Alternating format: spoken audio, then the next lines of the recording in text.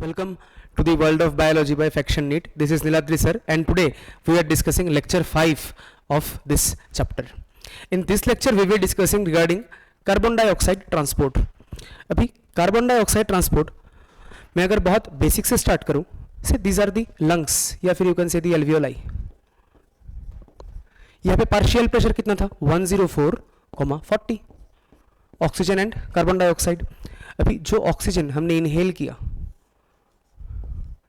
This oxygen will come to this organ, this is heart.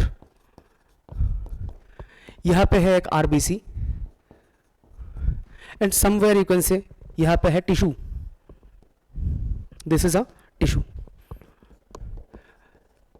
पूरा main purpose क्या है, यहां से जो ऑक्सीजन है, this oxygen will go to heart through pulmonary vein, उसके बाद through systemic artery it will travel and near tissues. जब ऑक्सीजन जो ऑक्सीजन अभी इनहेलेशन के थ्रू अंदर आया वो टिश्यूज पे जाके डिसोसिएट होगा और वहीं पे कार्बन डाइऑक्साइड जो फॉर्म होगा it will come into the RBC, then flow back into the heart, then into the lungs and move out.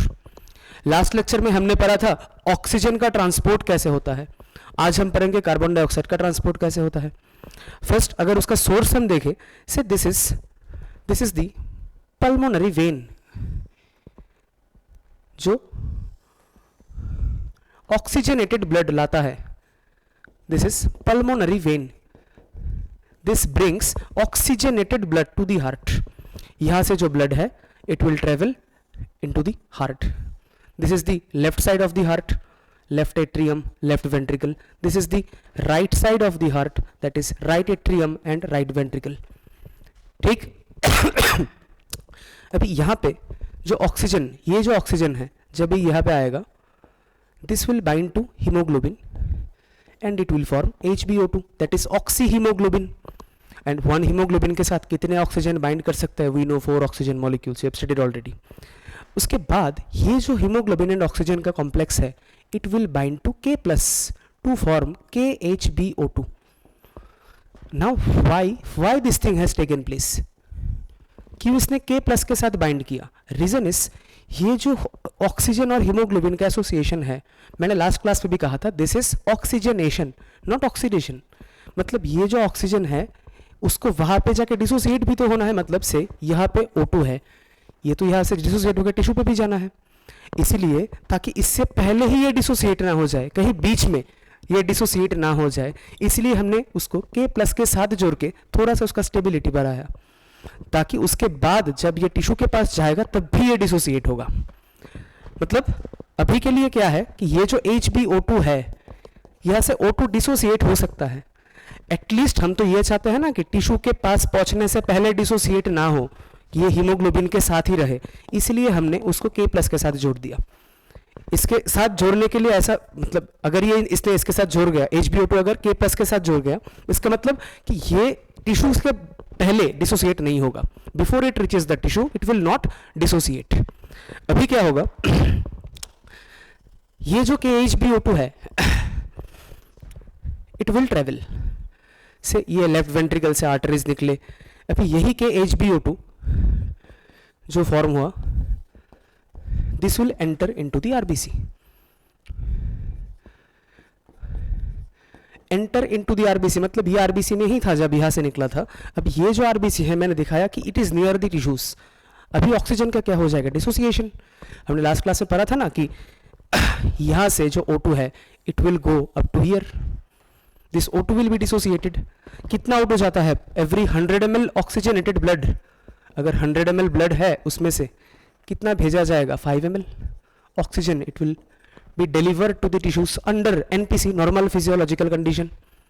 अब ये वाला ऑक्सीजन जब यहाँ पे गया, इसने ग्लूकोज के साथ मिलकर एरोबिक रेस्पिरेशन किया, बना लिया है इसने एनर्जी, पर साथ पे एक बाई प्रोडक्ट भी फॉर्म होता है CO2. इसके साथ क्या फॉर्म होता है, CO2. अब इसका ट्रांसपोर्ट भी हमें पता होना चाहिए, जो कि आज के लेक्चर का मेन पार्ट है. इस CO2 का ट्रांसपोर्ट हम कैसे करेंगे. अभी ये जो CO2 है ये 3 फॉर्म में रहता है. 3% होता है प्लाज्मा में, वही डिसॉल्व्ड स्टेट वाला केस, वही लास्ट लेक्चर में जब हमने ऑक्सीजन में पढ़ा था. ये 3% नहीं, sorry 7%. This 7% is in dissolved state in plasma. जो 70% है ये भी प्लाज्मा में ही रहेगा, बट इन NaHCO3 फॉर्म, और सिर्फ 23% CO2 ये रहेगा Hb के साथ, हीमोग्लोबिन के साथ।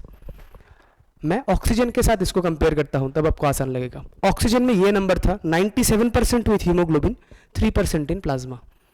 कार्बन डाइऑक्साइड में तो नंबर है स्लाइटली डिफरेंट। प्लाज्मा में होता कितना है 70 + 7% तो डायरेक्ट प्लाज्मा में जाएगा, पर ये जो 70% है, ये जो CO2 ये पहले NaHCO3 में कन्वर्ट होगा, फिर ये प्लाज्मा में रहेगा।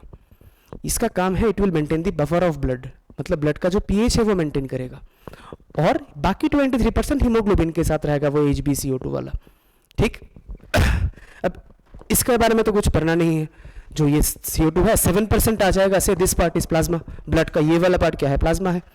सो इसके बारे में तो हमें कुछ पढ़ना है नहीं। तो जो 7% है it will stay in plasma.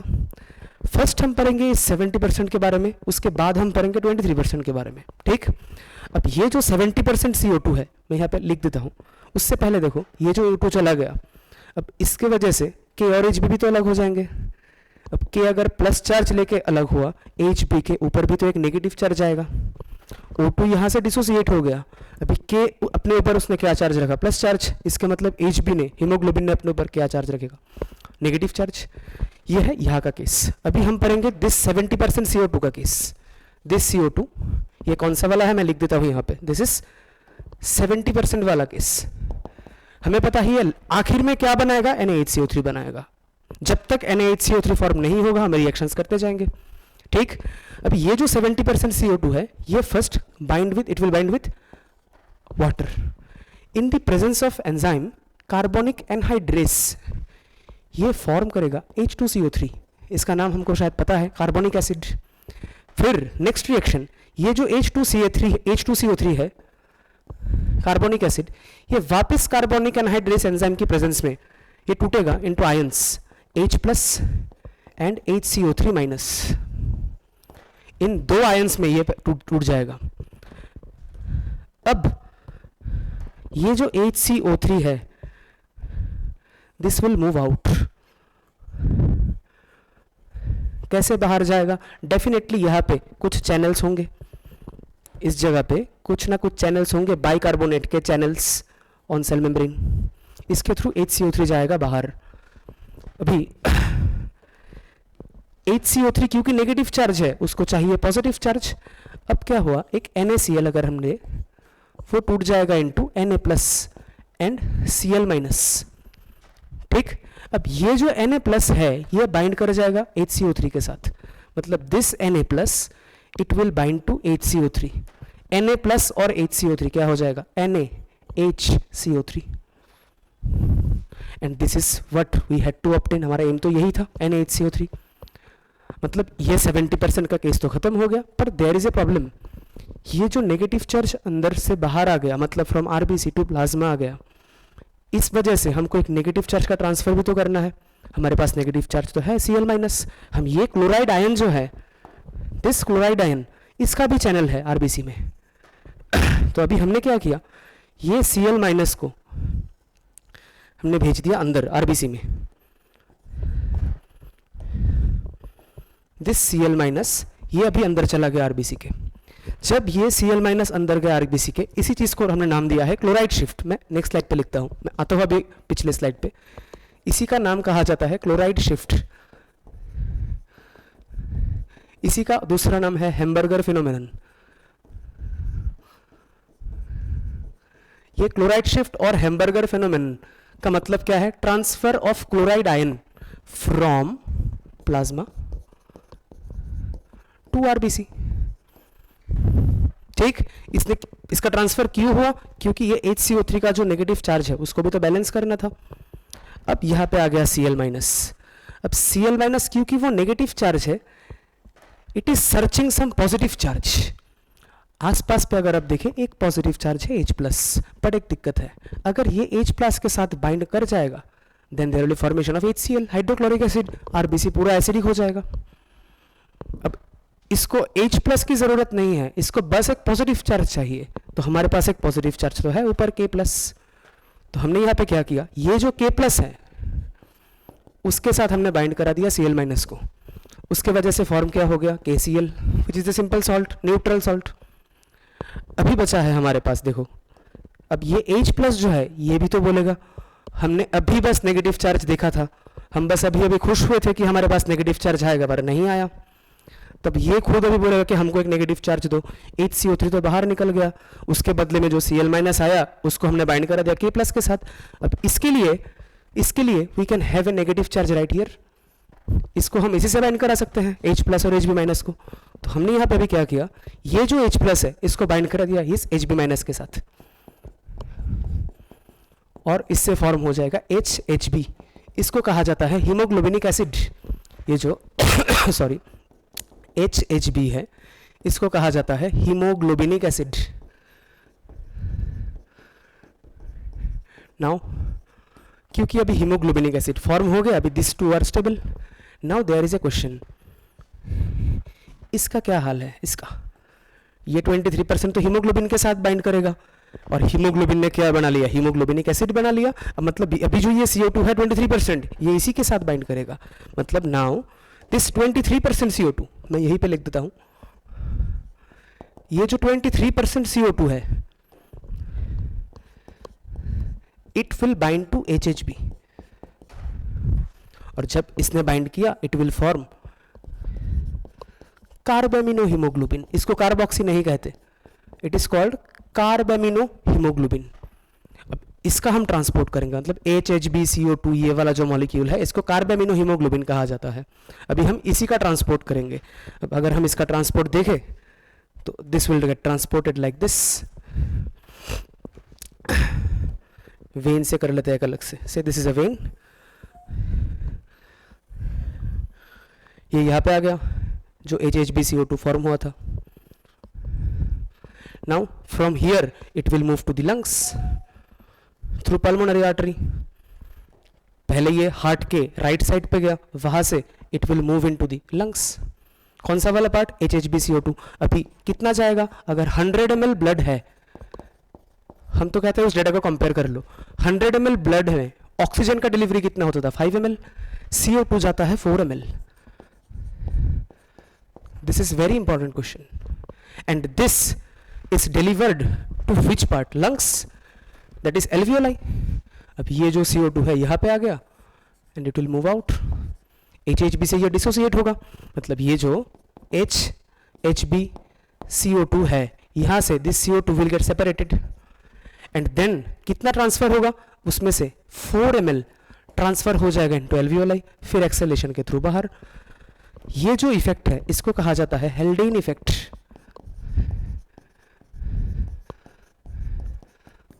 एक चीज आप नोट करें यहाँ पे, 100 ml oxygenated blood, 100 ml oxygenated blood कितना ऑक्सीजन डिलीवर करता है 5 ml। किसको डिलीवर करता है, टिश्यूज को।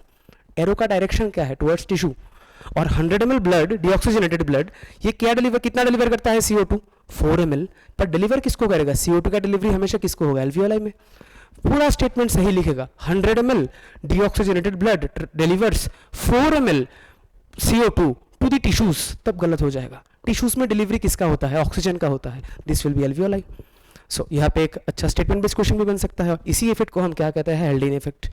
नाउ अगर मैं पूरा चीज एक बार रिकॉल करूं पहले से, फर्स्ट हमने क्या किया, ऑक्सीजन हमने इनहेल किया, ये ऑक्सीजन हीमोग्लोबिन के साथ बाइंड करके बनाया oxy haemoglobin. This oxy haemoglobin will bind to K plus form KHbO2। Why this binding will take place, so that such that oxygen do not dissociate before the tissues। इसीलिए हमने उसको K plus के साथ जोड़ के थोड़ा सा stability इसका बढ़ाया। फिर वहां पे जब जाएगा तब ये ऑक्सीजन सेपरेट होकर यहाँ पे आ जाएगा, कितना आएगा 5 ml 100 ml ब्लड में। फिर ये जो KHb है ये डिसोसिएट हो जाएगा इनटू K प्लस और HB माइनस, इसका पार्ट खत्म।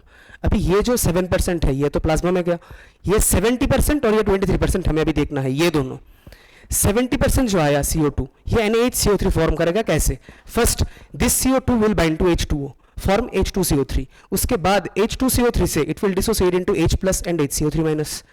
ये HCO3 माइनस बाहर जाएगा, Na प्लस के साथ जुड़ के बना लगा NaHCO3, यहाँ का पार्ट हो गया कंप्लीट। और बाकी HCO3 माइनस को बैलेंस करने के लिए हमने बाहर से एक Cl माइनस को अंदर लाया, प्लाज्मा से क्लोराइड आयन का आरबीसी के अंदर आना, इसी को कहा जाता है क्लोराइड शिफ्ट या फिर हैम्बर्गर फिनोमेनन। फिर उसके बाद ये जो Cl माइनस है इसको हम H प्लस के साथ तो जोड़ नहीं सकते क्योंकि एसिडिक हो जाएगा, हाइड्रोक्लोरिक एसिड हो जाएगा, इसीलिए हमने Cl माइनस को K प्लस के साथ जोड़ दिया, बन गया KCl which is a neutral salt. और उसके बाद रिमेनिंग ये जो H प्लस है बचा, इसी को भी हम बैलेंस कर देंगे Hb माइनस के साथ जोड़ के, फॉर्म हो जाएगा HHB, इसका नाम है हीमोग्लोबिनिक एसिड। इसके साथ हमने अभी जोड़ दिया रिमेनिंग 23% CO2, तभी क्या फॉर्म हो जाएगा CO2HHB, इसका नाम है carbamino haemoglobin. Transport of carbon dioxide is done. ठीक, अभी आपको एक क्वेश्चन आएगा कि इसको कार्बोक्सी क्यों नहीं कहते, कार्बामिनो ही क्यों कहते हैं। देखिए, although this is not in the syllabus, still I am trying to explain. See, this is HHB CO2, right? अगर हम हीमोग्लोबिन को देखें, HB में दो पार्ट है, एक है हिम पार्ट, एक है globin part. Globin means protein and protein means chain of amino acids. अगर आप कोई भी अमाइनो एसिड देखें उसका कुछ जनरल स्ट्रक्चर ऐसा बनता है COOH NH2 RH। ठीक, प्रोटीन के चेन में this part is called an terminal, ये वाला जो पार्ट है इसको कहा जाता है एन टर्मिनल और इस पार्ट को कहा जाता है सी टर्मिनल। ठीक, एक बड़ा सा प्रोटीन का चेन है। This is first amino acid, second, third. First amino acid में कौन सा पार्ट बाहर की तरफ होगा, NH2 ग्रुप, और लास्ट में COOH ग्रुप बाहर की तरफ होगा। अब ये जो CO2 हमने कहा है ना, ये वाला दिस CO2, ये जाके बाइंड करता है विद दिस NH2 पार्ट या फिर दिस एन टर्मिनल। कैसे बाइंड करेगा देखिए, H, सेम चीज को मैं लिख रहा हूं, HB मीन्स हीमोग्लोबिन। हीमोग्लोबिन में क्या है, NH2 है। क्या हम NH2 को NHH ऐसे लिख सकते हैं? मैंने NH को पहले लिखा, उसके बाद देखो क्या था, CO2 था, CO2 को मैंने ऐसे लिखा CO2, और अभी जो दूसरा H है मैंने यहां पे लगा दिया। This is HHB, that is haemoglobinic acid, और इसका NH2 यहां पे है, दिस इज CO2। यही से इसका नाम आता है, देखो इसका नाम आता है, this is carbon dioxide. Carbon dioxide वाला पार्ट तो ये हो गया। अभी NH और H मतलब NH2, NH2 मतलब एमाइनो, यही से इसका नाम बन जाता है कार्ब एमिनो हीमोग्लोबिन। ये पता चला, मतलब H, HB, C, NH,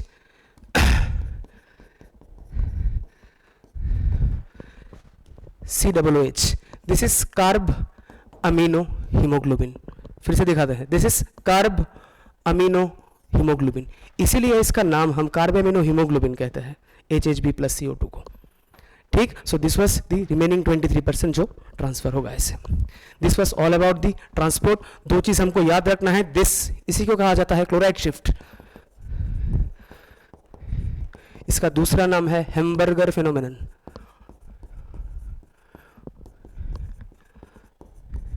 इसी का नाम है हैम्बर्गर फेनोमेनन। एक ये है, और एल्वियोलाई के पास जो इफेक्ट होता है उसका नाम था हेल्डेन इफेक्ट। तो एक इफेक्ट पढ़ा था हमने लास्ट क्लास में, Bohr effect. So this was all about the carbon dioxide transport. In the next या फिर the last lecture we will see regulation of respiration and disorders part. Till then, this is doctor Niladri Dev, I am signing of.